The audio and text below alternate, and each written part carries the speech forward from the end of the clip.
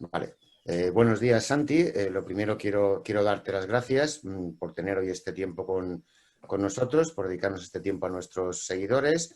Y bueno, pues yo simplemente, si quieres, empezamos con la primera pregunta. No sé si tú quieres comentar algo aquí al respecto o nos lanzamos ya con ello. No, empieza directamente con las preguntas si quieres. Venga, perfecto. Bueno, aunque ya Santi nos conocemos de hace tiempo y mucha de nuestra audiencia también te conoce porque ya hemos hecho varias entrevistas, eventos, etcétera, etcétera.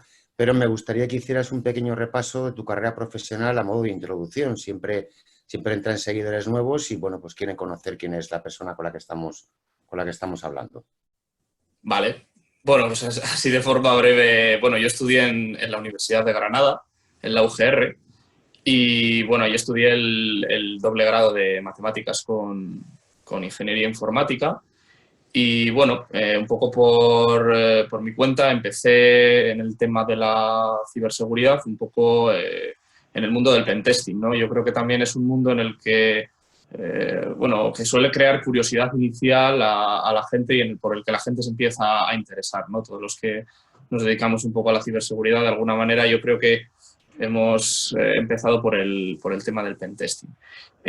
Justo ya en el último año de la Universidad de Granada empecé a colaborar con ellos en temas de investigación, con una beca del Ministerio de Investigación.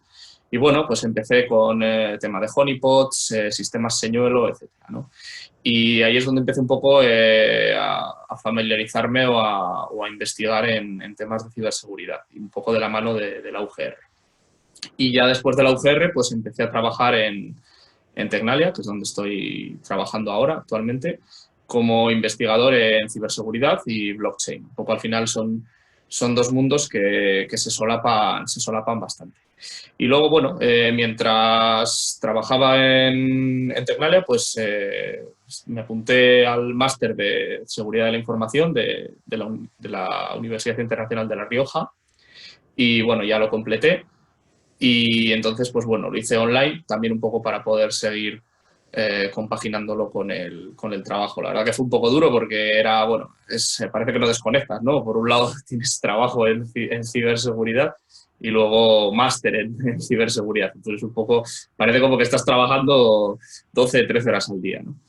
Y luego, bueno, pues después del máster empecé el programa de doctorado con la UGR, en el que estoy ahora, doctorado en seguridad de la información también. Y bueno, estamos un poco, apenas llevo un año con el doctorado y bueno, estamos definiendo el tema, más o menos lo tengo acotado, pero bueno, por ahí vamos, ¿no? Al final es un programa a 3-5 años y en eso estoy ahora un poco. Estoy haciendo el doctorado online también con la UGR y trabajando en Tecnalia, pues eso, investigación en ciberseguridad y blockchain.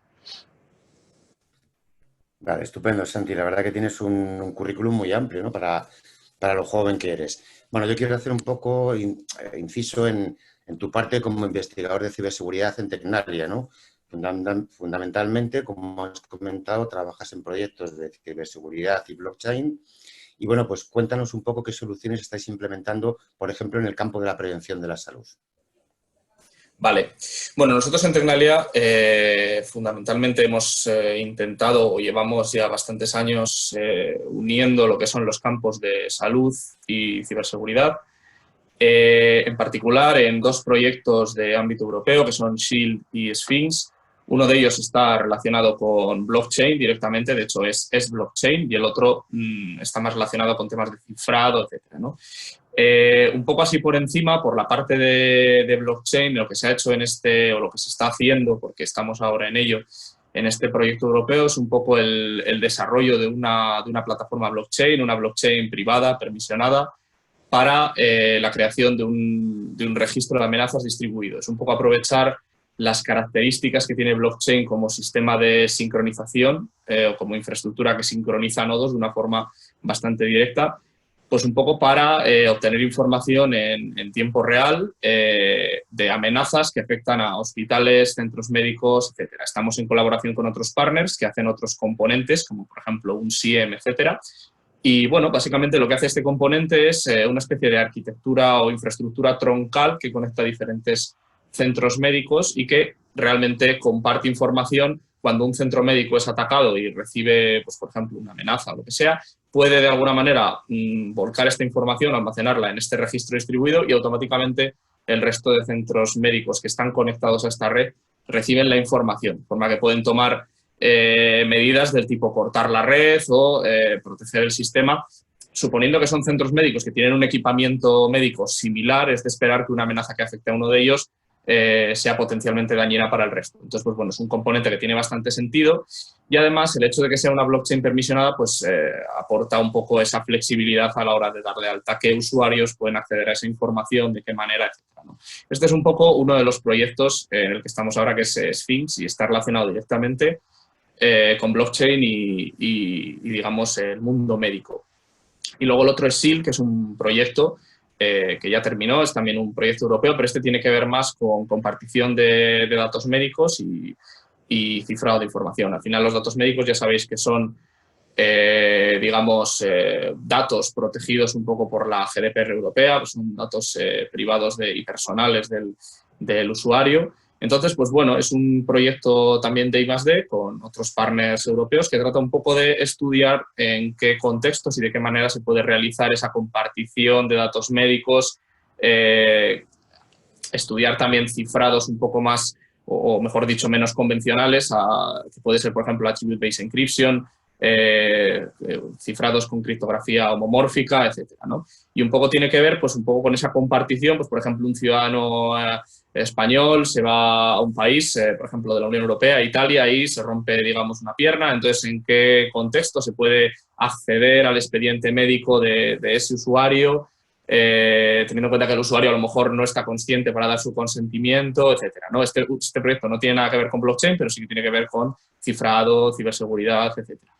Y bueno, ya cuando se planteó el proyecto no se pensaba en la pandemia de ahora, pero bueno, la verdad que es un proyecto que puede ser interesante, sobre todo con el problema que estamos viviendo, ¿no? Y es un proyecto que ya terminó, bueno, está basado en OpenNCP, que es un estándar de intercomunicación, que lo tenéis disponible en internet, lo podéis consultar, etcétera, es libre, etcétera. Y un poco esos son los dos proyectos fundamentales. Luego también, ahora, estamos en desarrollo, porque nos ha venido todo un poco corriendo con todo este tema del COVID-19, etcétera. Entonces estamos un poco en desarrollo de un proyecto un poco más relacionado con la prevención digamos, del virus, ¿no? Al final, bueno, hemos observado que la mayoría de aplicaciones que se han desarrollado para localizar, digamos, usuarios que pueden estar contagiados o lo que sea, la mayoría tienen problemas con el tema de la privacidad. Al final el usuario tiene que darse de alta en una aplicación, nombre, apellidos, etcétera. Entonces, claro, eso puede resultar un poco, digamos, contraproducente o puede de alguna manera hacer desconfiar al usuario de dónde está, digamos, poniendo o guardando su información, y además tampoco proporcionan un incentivo claro de cara al usuario para utilizarlas, ¿no? Al final el usuario puede pensar, bueno, yo aquí estoy aportando gratuitamente mi información para, digamos, que se sepa, pues, si tengo síntomas, ¿no? Además, al final se trata de información que es un poco confidencial, ¿no? Para un usuario el decir que tiene síntomas, pues puede ser un poco, puede causar rechazo, ¿no? Decir, oye, que todo el mundo va a saber si tengo síntomas, ¿no? Realmente es una información que a la gente no le debería importar, ¿de acuerdo? Entonces, claro, nosotros en este contexto nos planteamos si hay alguna manera de potenciar o de mejorar este tipo de aplicaciones que tienen estas desventajas evidentes en cuanto a el tema de la privacidad. Y un poco, que si quieres luego podemos hablar de este tema también, Óscar, es un poco el mezclar o utilizar el concepto de identidad soberana, que es un concepto que luego igual, si quieres, explicamos más tranquilamente.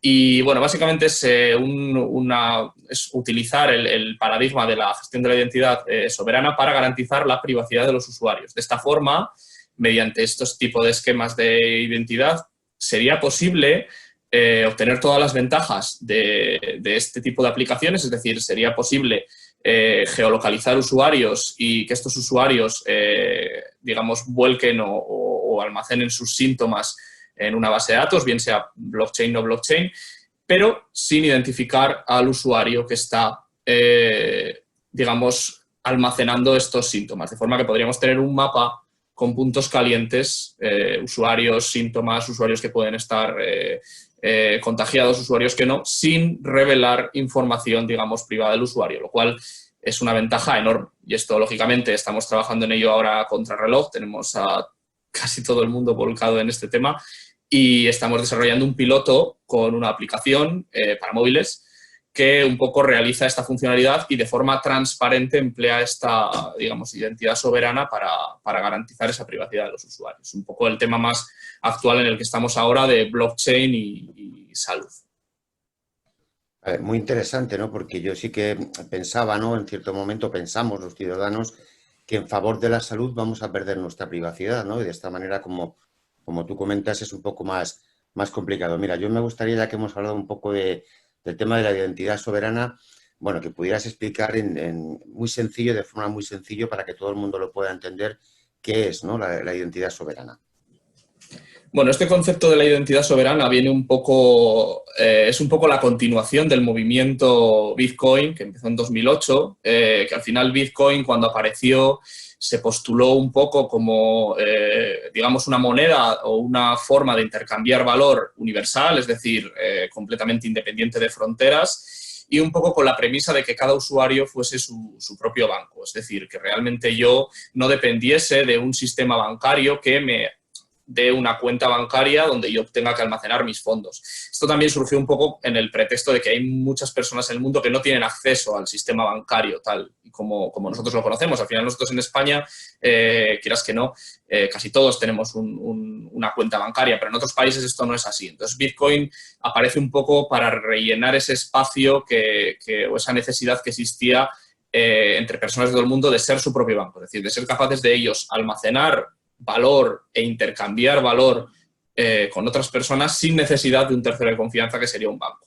La identidad soberana viene a ser un poco la continuación de esto. Es decir, ahora con la identidad soberana un poco la idea fundamental es que cada persona tenga o sea la encargada de custodiar su propia identidad. En la práctica ahora lo que ocurre cuando nosotros, por ejemplo, nos logueamos en un portal web es que tenemos que introducir nuestros datos, ¿de acuerdo? Entonces ocurre lo que se dice que nuestra identidad está desperdigada por la red. Es decir, tenemos una cuenta en un portal web, otra cuenta en otro portal web, y todos ellos tienen información nuestra. A lo mejor si tenemos un correo Hotmail y otro Gmail, en uno hemos dado el Hotmail, en otro hemos dado el Gmail, tenemos contraseñas dispersas. Entonces digamos que nuestra identidad está duplicada y desperdigada en diferentes puntos de la red. Esto hace que nosotros realmente no tengamos el control de nuestra identidad. Ahora sí que es cierto que con la GDPR podemos borrar o podemos ejercer los derechos de borrado y modificación de esta identidad, pero no tenemos el control de ella porque no la custodiamos nosotros. Esto ha hecho que muchos portales de estos que almacenan, se llaman hubs o concentradores de identidad, que almacenan muchas identidades de usuario, sean a menudo objetivo de atacantes porque son un blanco goloso en el sentido de que almacenan muchas identidades de muchos usuarios, ¿no? Claro, ahora con este concepto de la identidad soberana lo que se plantea es que yo como usuario custodie mi propia identidad. De la misma manera que con criptomonedas tipo Bitcoin yo guardaba mis propios Bitcoin en mi wallet personal, ahora con la identidad soberana yo custodio mi propia identidad en mi wallet personal. De forma que yo elijo con quién la comparto. Y la forma de probar una identidad es diferente a la forma digamos, en la que se hace de forma tradicional. A mí el ejemplo que me gusta poner es el de una persona que va a un club nocturno, una discoteca y enseña el DNI, ¿no? Al final, cuando tú vas a una discoteca y enseñas el DNI al portero, el portero, digamos, lee tu DNI y en función de tu fecha de nacimiento, pues si eres mayor de 18 años te deja entrar y si no, pues no, ¿de acuerdo? El tema es que ese portero, que sería lo que en un esquema de identidad se conocería como un verificador, ¿de acuerdo? Un verifier. Este portero está accediendo a información de, digamos, tu DNI que no debería acceder, domicilio, nombre de tus padres, incluso tu nombre, incluso podríamos plantearnos tu edad, porque al final realmente el portero necesita saber solo si eres mayor de 18, no qué edad tienes, ¿de acuerdo? Entonces, en un paradigma de identidad soberana lo que se emite no es, o sea, es decir, si nosotros siguiésemos un esquema de identidad soberana para entrar en este club nocturno, no enseñaríamos el DNI como tal, sino que sería un equivalente a enseñar lo que se llama una proof, una prueba de que nosotros somos mayores de 18 años, de forma que el portero solo tendría que comprobar si esa proof es cierta y si es cierta nos dejaría pasar y si no, no.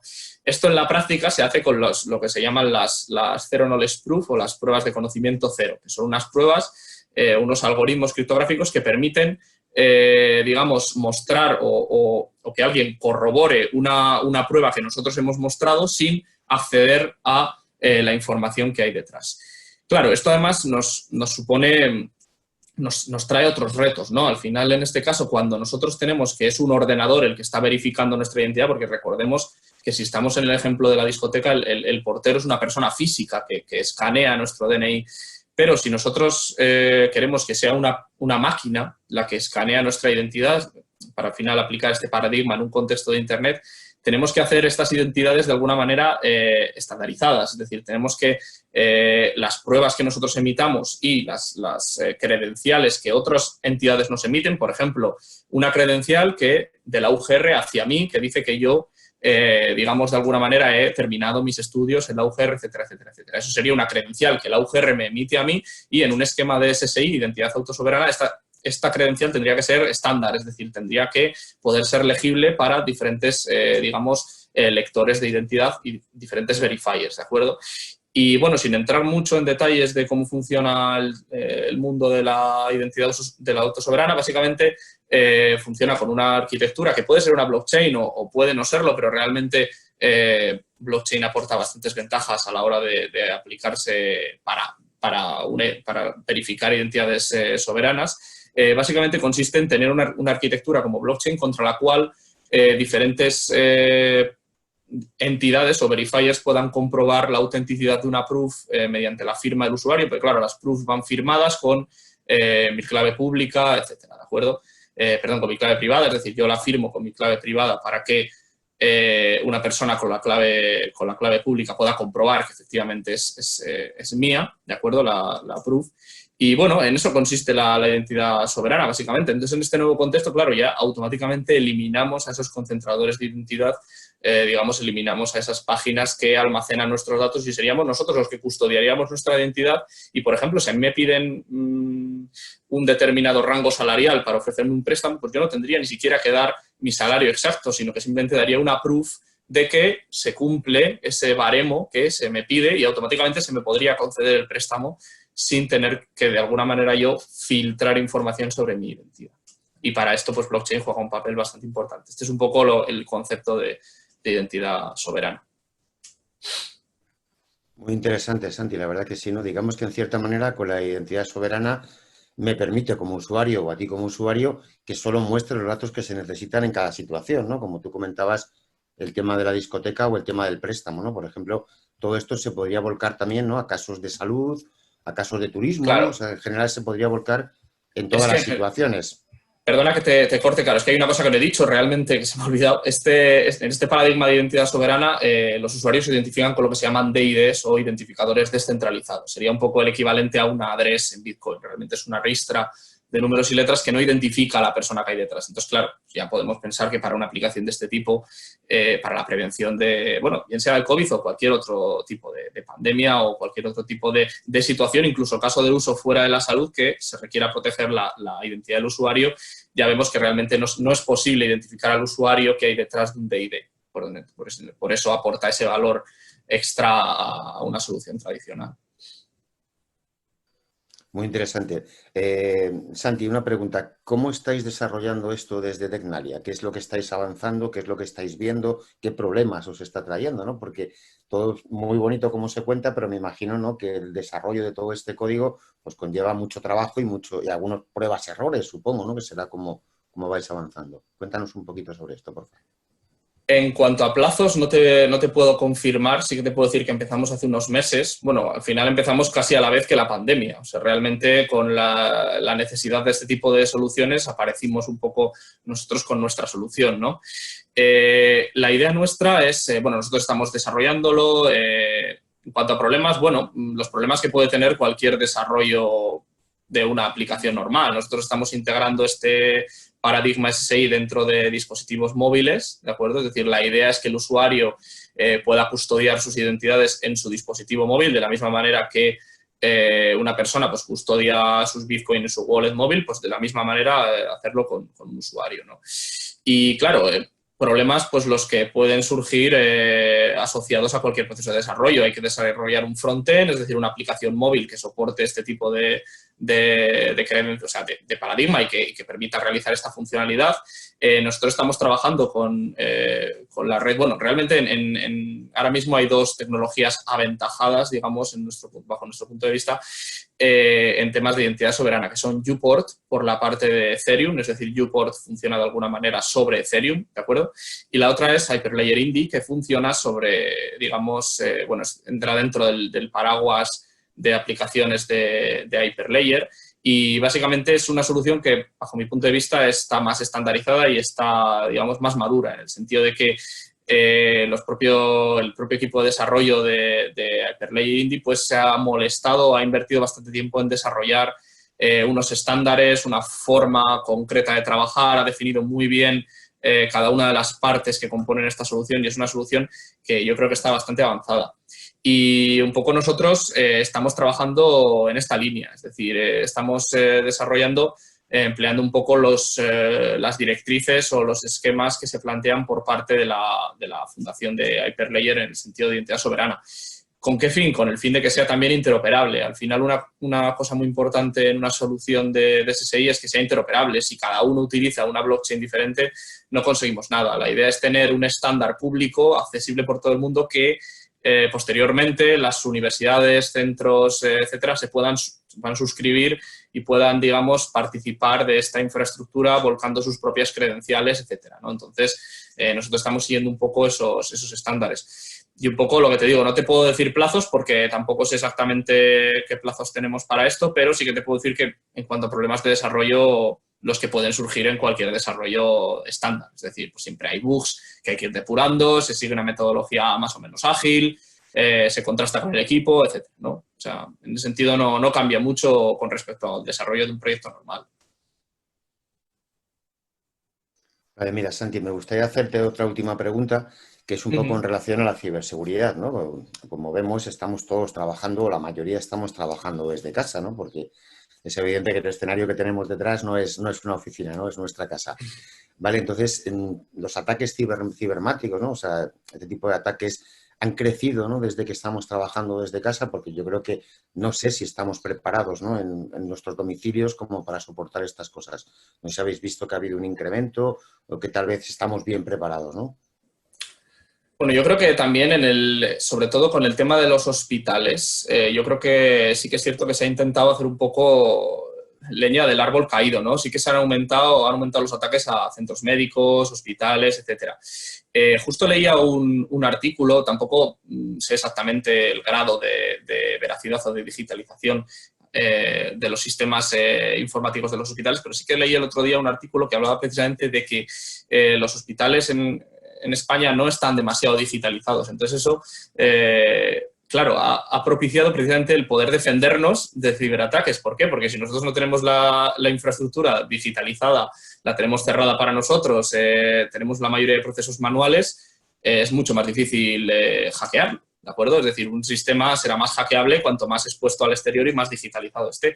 Entonces, claro, todo este tema de la digitalización viene de la mano de unos riesgos de seguridad que hay que tener en cuenta, ¿no? En este caso nos ha venido bien estar poco digitalizados en este sentido. Hay un concepto en el mundo de la seguridad de la información que es el de la superficie de ataque. La superficie de ataque hace referencia a, digamos, la cantidad de dispositivos que, bueno, no solamente dispositivos, sino, digamos, el porcentaje de nuestra red o de nuestra infraestructura que tenemos expuesto a Internet. Cuanto mayor sea esta superficie de ataque, por más sitios nos pueden entrar, ¿de acuerdo? Y un poco con el teletrabajo ocurre un poco esto. Si pensamos en una red corporativa, bueno, podemos decir que si todos los empleados están detrás de un mismo firewall o de un mismo router, la puerta de entrada es única, pero si cada uno estamos en un sitio, lógicamente cada uno estamos en una red diferente, pero vamos, esto realmente tampoco está tan relacionado con el trabajo. Quiero decir, por ejemplo, nosotros en Tecnalia tenemos bastante movilidad en el sentido de que nosotros ya llevamos bastante tiempo haciendo teletrabajo y no solo eso, sino que cuando nos desplazamos a hoteles algún sitio porque tenemos que ejecutar un proyecto allí o lo que sea, o algún congreso, al final ya estamos desplazándonos. Quiero decir que en este sentido, tampoco, en nuestro caso no ha habido mucha diferencia. Además, bueno, yo creo que la mayoría de empresas ya funcionan con tecnologías VPN que precisamente solventan este problema, ¿no? Al final, una tecnología VPN que llevan bastantes años de moda no deja de ser al final, una VPN no deja de ser un túnel entre dos extremos, ¿de acuerdo? Yo, por ejemplo, ahora, mientras estoy conectado contigo haciendo, digamos, esta pequeña charla que hemos montado aquí, yo estoy con la VPN de la empresa, digamos, de forma transparente, funcionando en mi equipo, que me está dando acceso a los recursos que yo tengo en la red local de la empresa. Digamos, yo estoy en mi casa, pero yo a todos los efectos estoy funcionando como si estuviese físicamente dentro de la empresa. Estas VPNs, además, nos dan cifrado de las comunicaciones. Es decir, si alguien, por lo que sea, estuviese dentro de mi red escuchando el tráfico, pues claro, esa es otra. Realmente la red de la empresa puede estar muy protegida, pero en la red de mi casa puedo tener, por ejemplo, un vecino dentro, ¿vale? Por ejemplo, si alguien estuviese escuchando esa comunicación, las tramas que están saliendo de mi ordenador están cifradas. ¿Por qué? Porque se ha establecido, digamos, un túnel de dos extremos, entre el ordenador mío y el gateway que hace del otro extremo de la VPN en la empresa, ¿de acuerdo? Entonces, si alguien estuviese físicamente snifando el tráfico en mi red, no podría acceder a esa información porque está protegida por la VPN. En este sentido, bueno, estamos protegiendo el sistema, digamos, o sea, es decir, la superficie de ataque ha aumentado, pero el sistema está protegido precisamente por estas tecnologías de seguridad. Pero bueno, sí que yo no sé hasta qué punto ha habido un aumento en el número de ataques. Sí que es cierto que, bueno, al estar cada uno en un sitio, pues los mecanismos de seguridad tienen que estar bastante más controlados. Es decir, las VPNs tienen que funcionar y luego, sobre todo, igual también es importante el tema de la concienciación. Al final, la mayoría de los ataques se producen por ingeniería social, que es yo abro un correo de alguien que parece el usuario legítimo, pero realmente no lo es. Justo hace poco me salió una noticia de un phishing suplantando el login del Banco Santander. Entonces, bueno, pues un poco es esto, ¿no? Y además estaba bastante bien hecho, realmente parecía la página verídica del Banco Santander. Un poco concienciación, no solamente como empleados, sino también como usuarios, de decir, oye, no abras enlaces, tal, un banco nunca te pedirá o nunca te dirá este mítico correo de se ha bloqueado su tarjeta, acceda aquí para desbloquearla. Es un poco concienciación en ese sentido y por la parte de los empleados también, es decir, nosotros desde nuestra casa, si nosotros tenemos cuidado cuando abrimos emails en la empresa, pues también tenemos que tener cuidado cuando los abrimos en nuestra casa, lógicamente. Yo creo que es un poco utilizar el sentido común y por la parte de la gente que se encarga de gestionar la seguridad de la organización, tener un poco en cuenta eso, que si los usuarios se encuentran en diferentes puntos, hay que habilitar una VPN, hay que habilitar unos procedimientos, etcétera, etcétera, ¿no? Vale, perfecto, Santi. Yo en un principio las preguntas que teníamos organizadas son estas. Seguro que me dejo mucho en el camino, ¿vale? Porque tienes un bagaje muy, muy grande y muy interesante. La verdad que a mí me encanta hablar contigo porque todos los días se aprende un montón, ¿no? Y hoy Bueno, pues he vuelto a aprender, Santi. Y yo creo que a la audiencia le va a pasar lo mismo, ¿no?